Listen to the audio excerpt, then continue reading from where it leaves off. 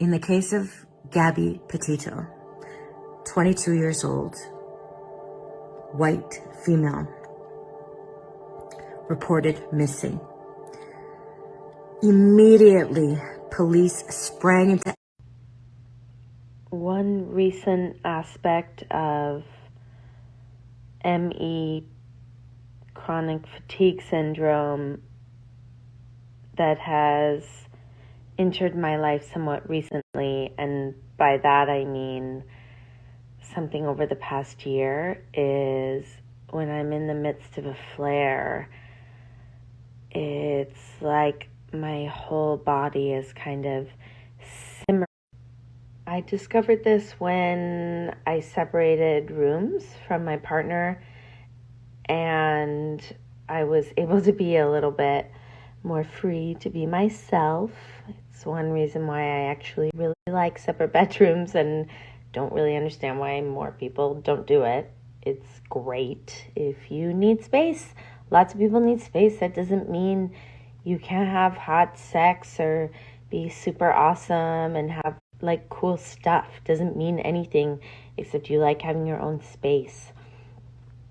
And when you have your own space, you can try things. If you're lying in bed hurting like me, try doing this.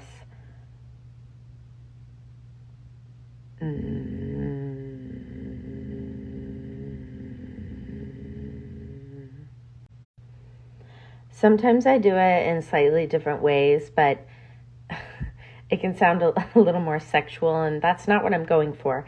It's about using these sort of like throat vocalizations to, you sort of distract yourself from the pain in the rest of your body. Like my back hurts so bad that it's after midnight and I'm doing this because I can't sleep and I'm thinking about it.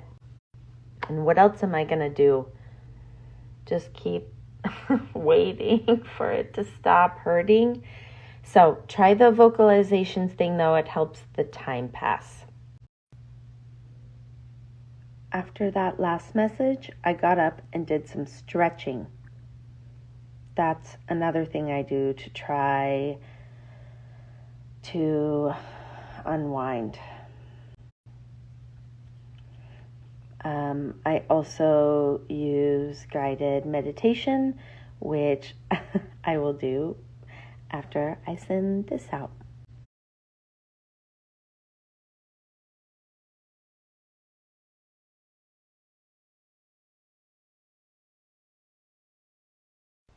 CFS status update. I woke up feeling okay, but when I went downstairs to start making my coffee, I felt what I call the buzzing. It is really hard to describe. I would describe it almost as sort of like an aura, if you were to visualize it. And there's just kind of this buzzing, slightly flushed feeling in my skin, and I feel fatigued very easily.